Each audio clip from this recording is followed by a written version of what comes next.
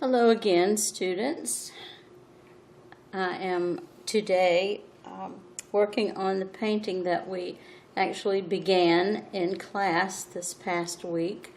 I did change my mind, as those of you who are in the class know, that the Zebulon train depot I felt was just too complicated for beginning or almost beginning painters.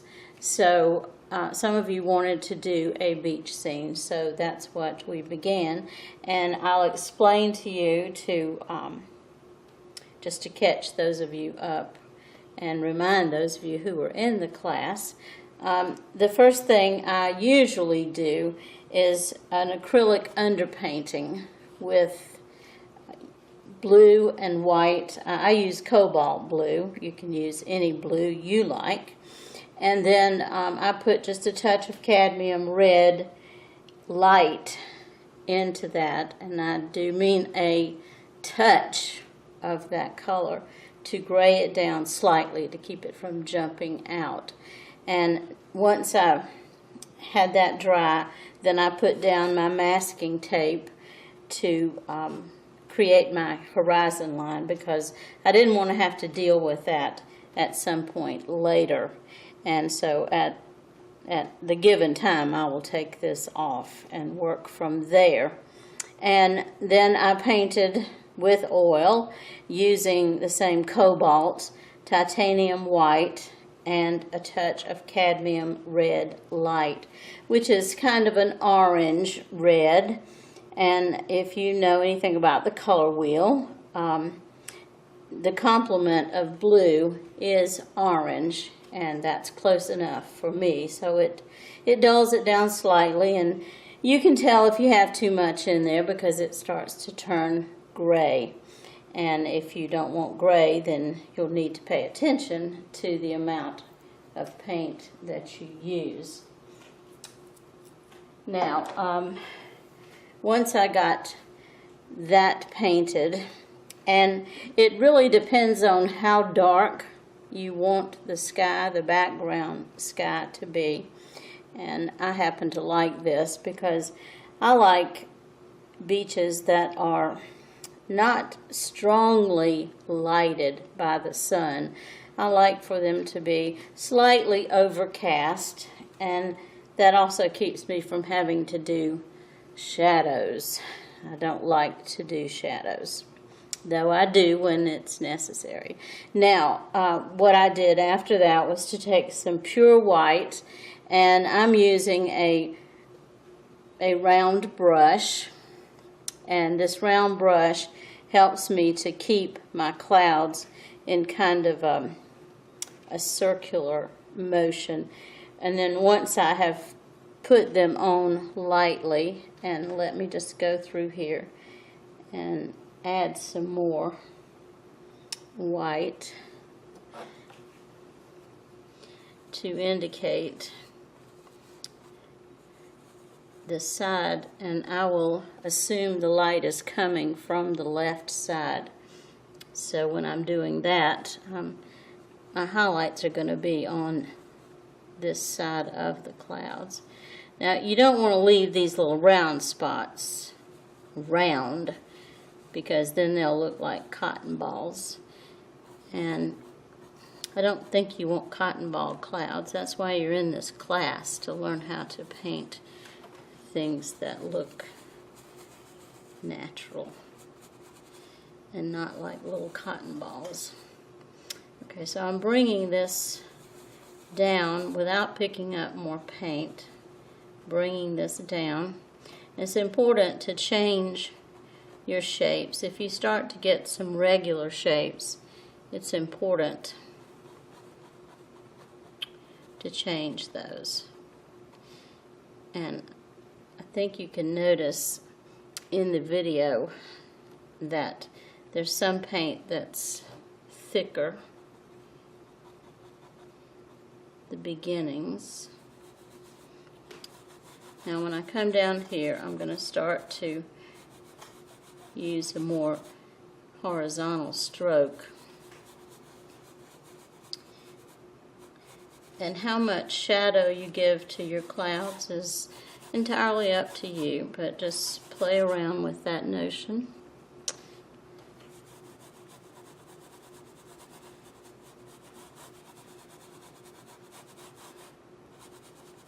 Now, I'm not using very much turp in my paint because I want it to have a little bit of a dry brush effect. Some of the other beach scenes I have done as tutorials have had much busier skies, and I wanted to simplify this a little bit to show you what can be done.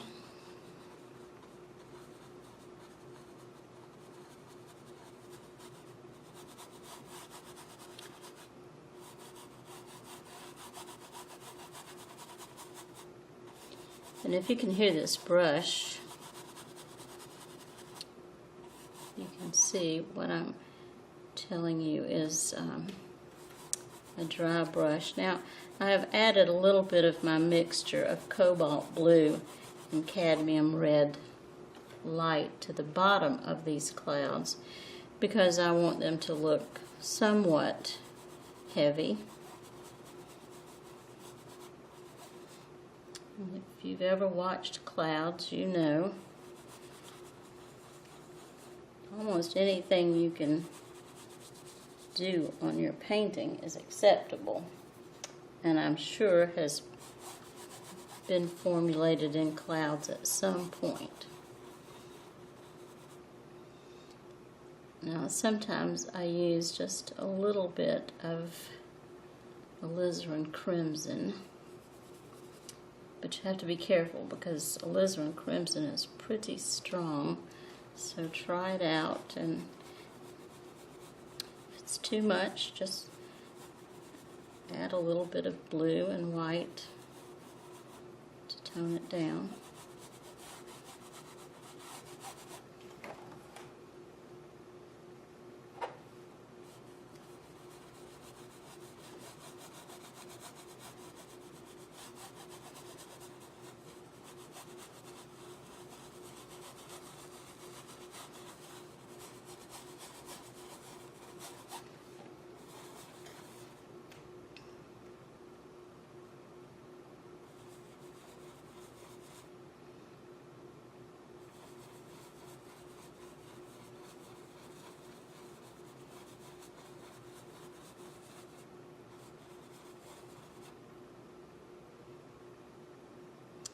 And notice that I'm varying my strokes from time to time.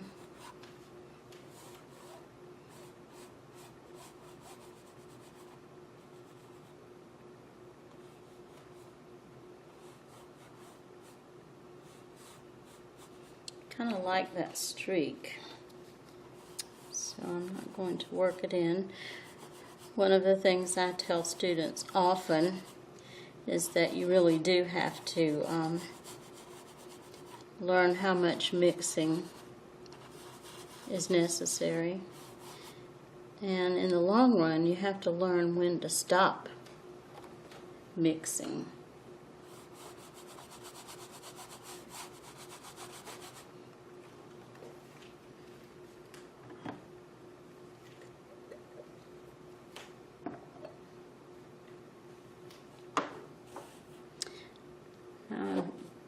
I'm touching into my turp and then dabbing it on my paper towel beside me because I don't want to get too much in there, but I do want to have a little more blending, and that's actually too light.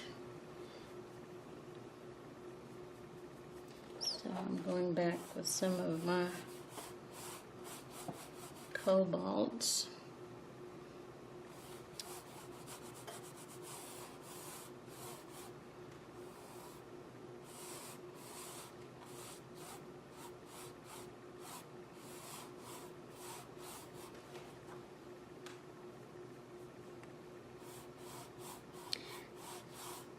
I start out mixing my color on my palette, just to decide which colors I want to use. But then I have to go back and add color directly on my canvas.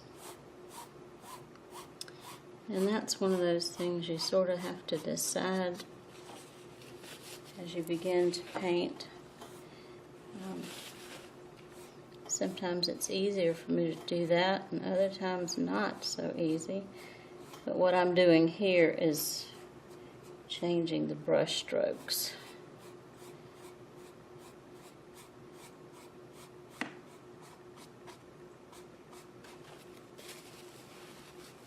I'm cleaning out my brush again with my paper towel. I'm not putting any more paint or turpentine in the brush.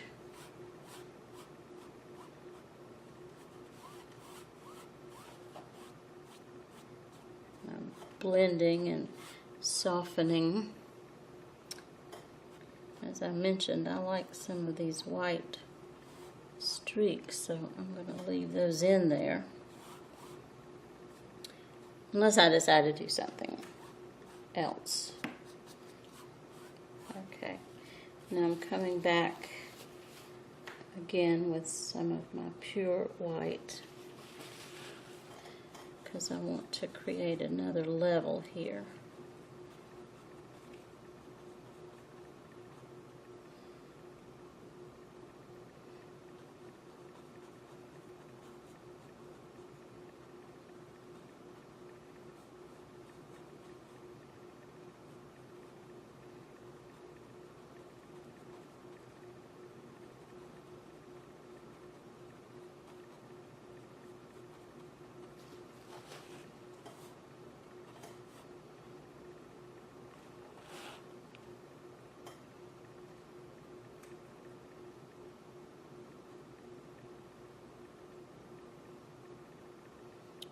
Notice I'm sort of rolling my brush to get the paint off of it and to leave those little tiny bits highlight behind. Now, one of the problems with doing that is that you can get repeat patterns that I mentioned you don't really want to have. It is necessary in a painting to have repeat colors and repeat patterns of some sort, but that's not necessarily true with clouds or foliage,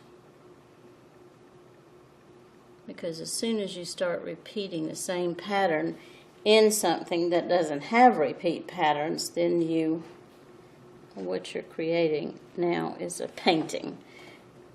And although we know this is a painting, we want to give the illusion, because art is illusion, we want to give the illusion that we are imitating something in nature that is not made of repeat patterns.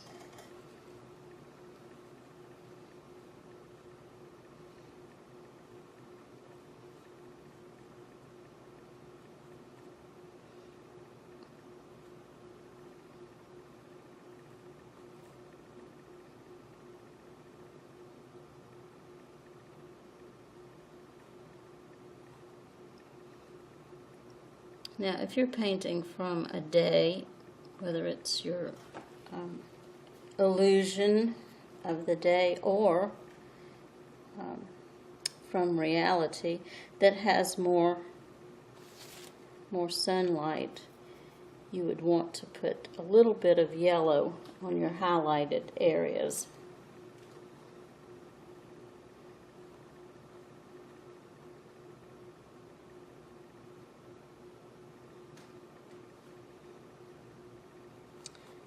Now I'm leaving these a little more wispy because I want to.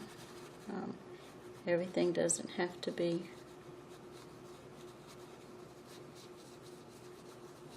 textured.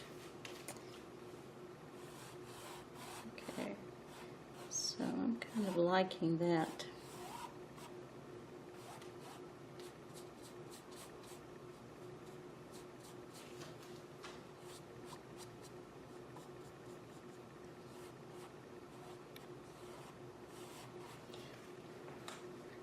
Not really liking that. I didn't want that to happen, so darken that up a bit. The nice thing about oil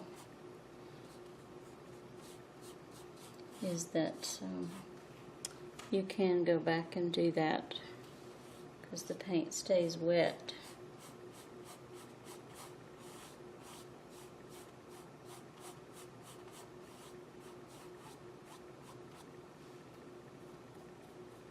I'm trying to remember to paint my edges as I go along, because oftentimes if you wait until the end of the painting, you may not be able to get the exact same tone or value, and then it looks like you just painted the edges. And the nice thing today about the way they're making canvases is that they're wrapping around so that you don't have to have a frame. And that pleases my pocketbook for sure. I'm going to break that line up a little bit.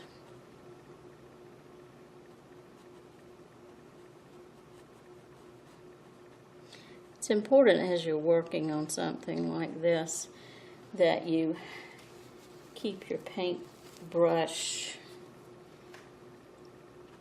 somewhat clean when you're changing colors. And as you notice, after you've painted on the canvas a little bit and you're going over the other paint, you're picking up those colors. So just be aware. Okay, I like that sky. So what I'm going to do with the remainder of this time is to paint my sand. And when I say paint my sand, I'm actually painting the underground. And this will become clearer later. But I'm going to be mixing a little bit of raw sienna, some cobalt blue. This is one of the ways that you have harmony in your painting. Although I'm not going to be able to see a lot of what's going on under the sand when I paint the sand over the top, there is going to be harmony between the sky and the sand.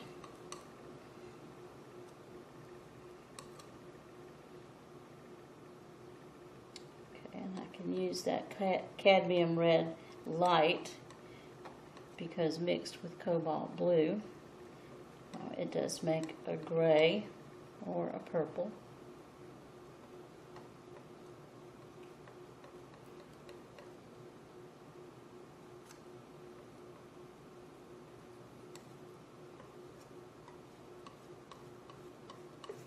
Okay, let me see how I like that color.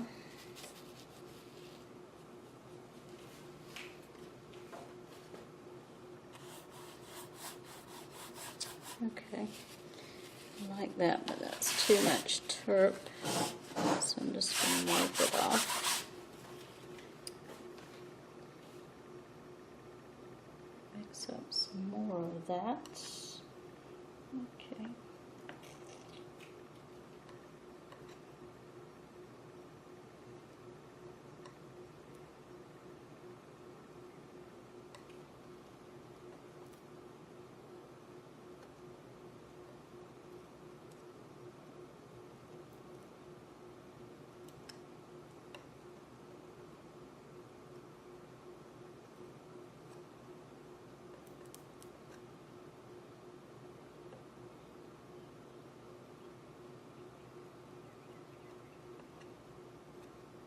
Okay, you don't want to have this too very dark, but you want it dark enough that when you come back over with your sand highlights, that it will make a difference. I'm getting that turp out of my brush. Let me see. Oh yeah, that's good. Now I'm not going to paint all the way up to this masking tape because it will make a ridge, and I don't want a ridge to deal with. But this is going to be red mud. Not red mud, excuse me, wet sand, which is mud. So I will be using that as part of my wet sand. But I can always add more later.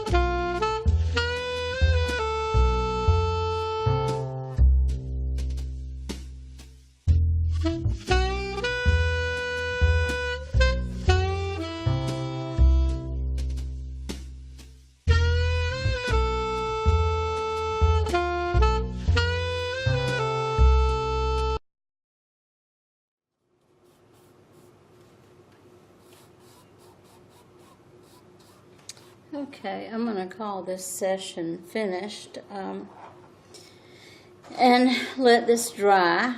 And my next step is going to be to work on the water. I'll be removing my tape and working on the water, and then blend the water into the muddy sand.